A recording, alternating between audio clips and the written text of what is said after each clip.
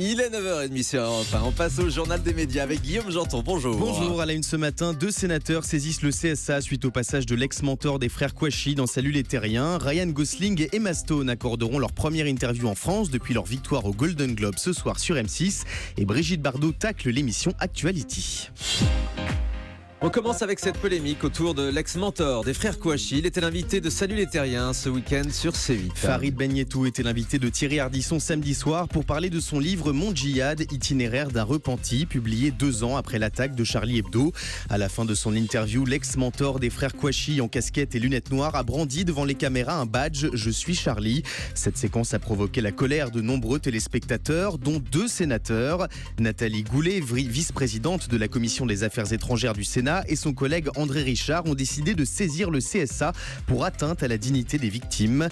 Dans un entretien accordé au Figaro, il dénonce, je cite, un passage promotionnel indécent et scandaleux. Qui intervenait en plus pile 1 an après, pile 2 ans. Pour les commémorations de l'attentat contre Charlie Hebdo.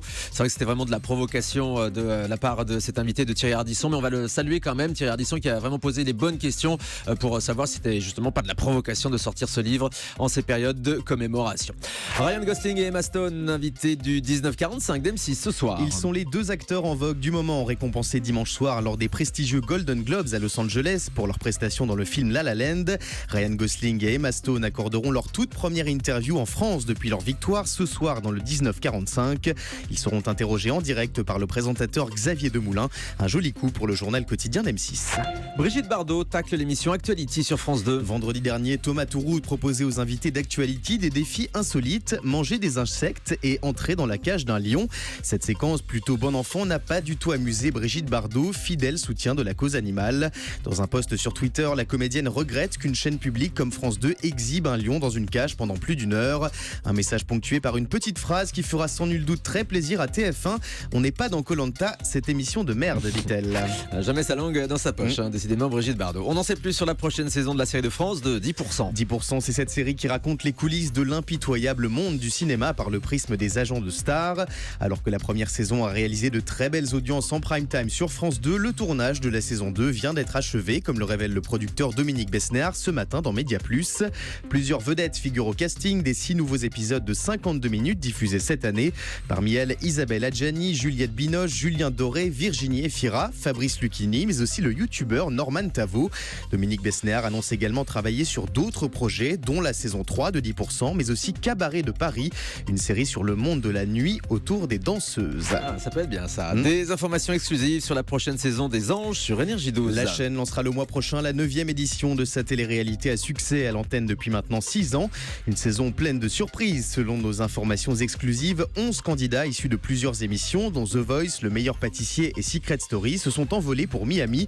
Mais ils ignorent tous qu'une aventure parallèle se déroule à Las Vegas, où 8 anonymes vont passer une série d'entretiens pour tenter de rejoindre Miami. Ces apprentis anges dormiront dans un premier temps dans une villa propice au rapprochement avec un seul lit pour 8 personnes. Un seul lit pour 8 personnes. Ils vont tous dormir ensemble. Voilà, ça va susciter sans doute des rapprochements.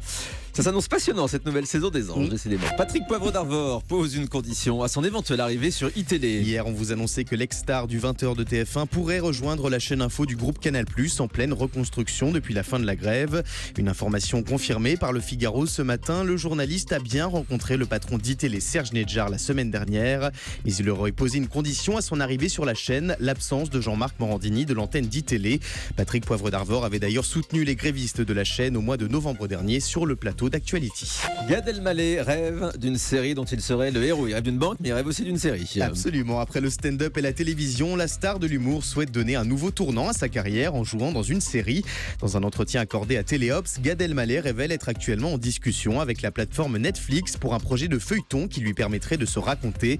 Un partenariat logique puisque le géant de la vidéo à la demande est le diffuseur exclusif de plusieurs spectacles du comique. Encore une information exclusive, Arte prépare un documentaire consacré au chanteur Sting. La chaîne franco-allemande planche actuellement sur un documentaire retraçant la carrière du célèbre chanteur britannique, de ses premiers pas avec The Police à son dernier album solo sorti en 2016. Selon nos informations exclusives, ce film contiendra des images du concert événement de Sting au Bataclan au mois de novembre dernier.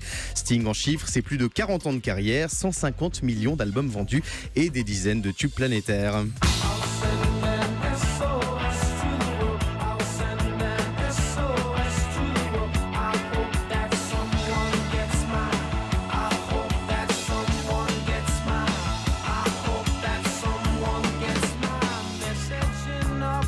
Message in the Bottle, Police sur Europe 1. J'ai l'impression d'être sur RFM là tout à coup. On termine avec le chiffre du jour. 20 millions, c'est le nombre d'Américains branchés sur NBC dimanche soir pour suivre je n'arrive pas à dire ce chiffre, 74e édition des Golden Globes, pardon. Cette audience colossale, c'est très dur, il y a 2 chiffres, c'est assez compliqué.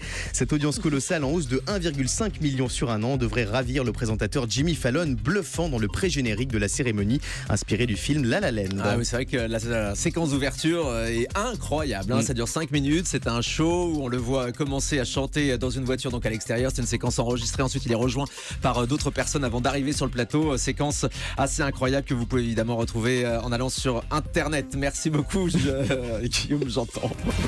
C'est moderne internet, on peut voir des images. Le web.